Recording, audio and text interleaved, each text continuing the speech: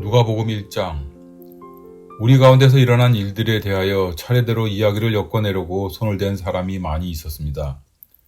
그들은 이것을 처음부터 말씀의 목격자여 전파자가 된 이들이 우리에게 전하여 준 대로 엮어냈습니다.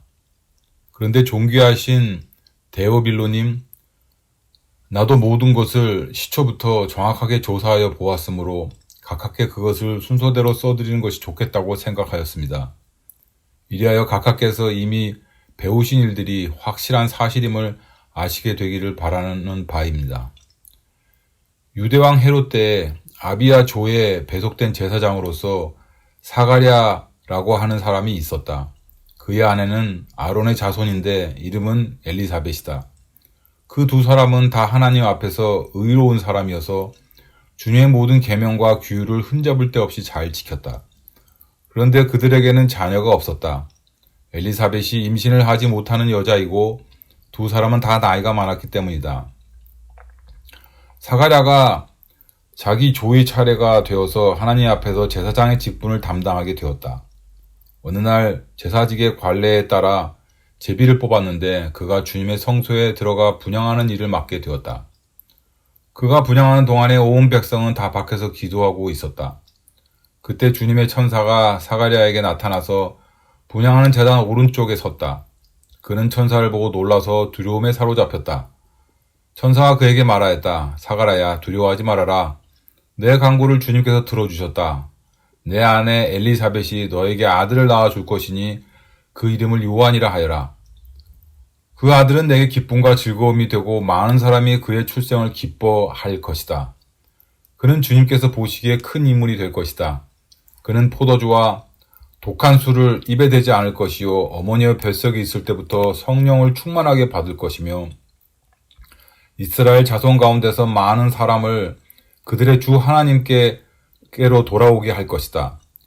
그는 또한 엘리야의 심성과 능력을 가지고 주님보다 앞서 와서 부모의 마음을 자녀에게로 돌아오게 하고 거역하는 자들을 의인의 지혜의 길로 돌아서게 해서 주민을 맞이할 준비가 된 백성을 마련할 것이다.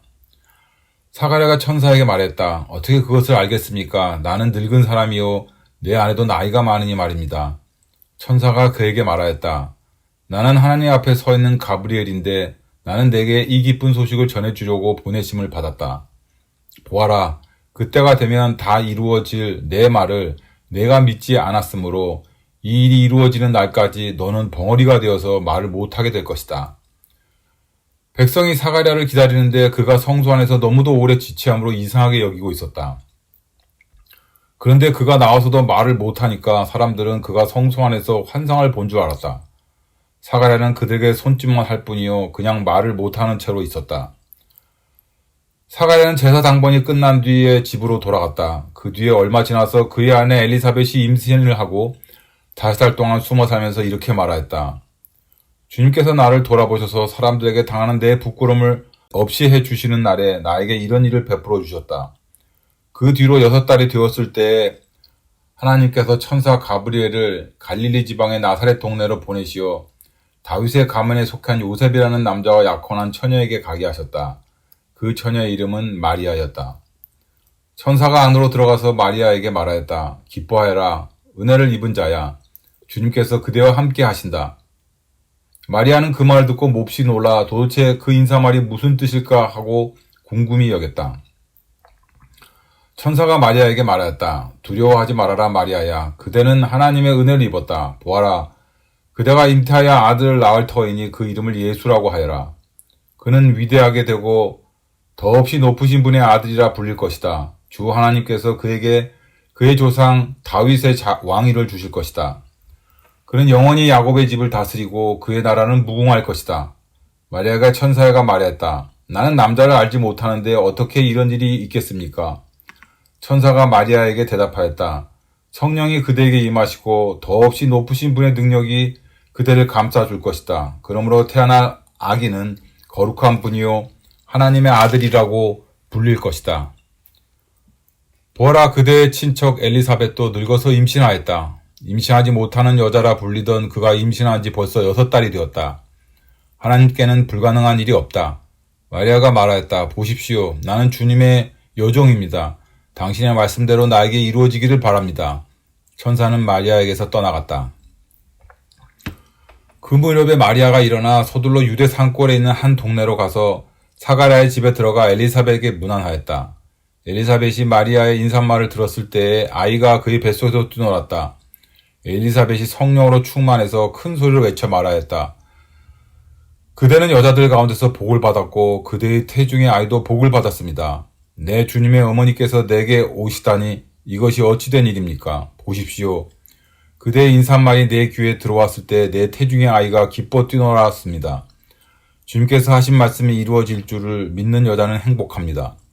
그리하여 마리아가 말하였다. 내 영혼이 주님을 찬양하며 내 마음이 내 구주 하나님을 좋아함은 그가 이 여종의 비천함을 보살펴 주셨기 때문입니다. 이제부터는 모든 세대가 나를 행복하다 할 것입니다. 힘센 분이 나에게 큰 일을 하셨기 때문입니다. 그의 이름은 거룩하고 그의 자비하심은 그의 두려워하는 사람들에게 대대로 있을 것입니다. 그는 그 팔로 권능을 행하시고 마음이 교만한 사람들을 흩으셨으니 제왕들을 왕좌에서 끌어내리시고 비천한 사람을 높이셨습니다. 줄인 사람들을 좋은 곳으로 배부르게 하시고 부한 사람들을 빈손으로 떠나보내셨습니다.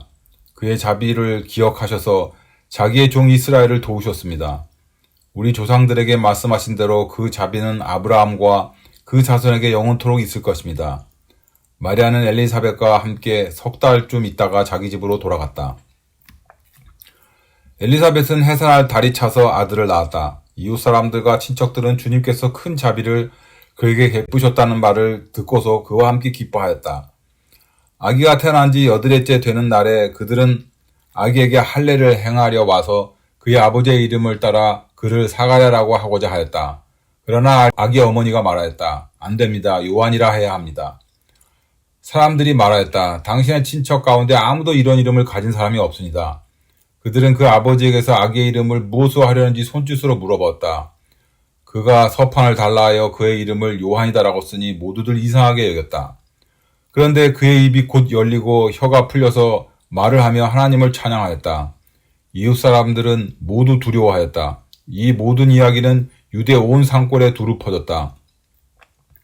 이 말 들은 사람들은 모두 이 사실을 그의 마음에 두고 이 아기가 대체 어떤 사람이 될 것인가 하고 말하였다. 주님의 보살피는 손길이 그 아기와 함께 하시는 것이 분명하기 때문이다. 요한의 아버지 사가랴가 성령으로 충만하여 이렇게 예언하였다.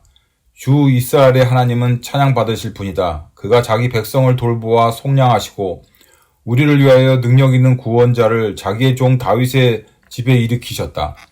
예로부터 자기의 거룩한 예언자들의 입으로 주님께서 말씀하신 대로 우리를 원수들에게서 구원하시고 우리를 미워하는 모든 사람들의 손에서 건져내셨다. 주님께서 우리 조상에게 자비를 베푸시고 자기의 거룩한 언약을 기억하셨다. 이것은 주님께서 우리에게 주시려고 우리 조상 아브라함에게 하신 맹세이니 우리를 원수의 손에서 건져주셔서 두려움이 없이 주님을 섬기게 하시고 우리가 평생 동안 주님 앞에서 거룩하고 의롭게 살아가게 하셨다. 아가야, 너는 더없이 높으신 분의 예언자라 불릴 것이니 주님보다 앞서가서 그의 길을 예비하고 죄의 사함을 받아서 구원을 얻는 지식을 그의 백성에게 가르쳐 줄 것이다. 이것은 우리 하나님의 자비로운 심정에서 오는 것이다. 그는 해를 하늘에 높이 뜨게 하셔서 어둠과 죽음의 그늘 아래 앉아있는 사람들에게 빛을 비추게 하시고 우리의 발을 평화의 길로 인도하실 것이다. 아가는 자라서 심령이 굳세어졌다. 그는 이스라엘 백성 앞에 나타나는 날까지 광야에서 살았다. 아멘.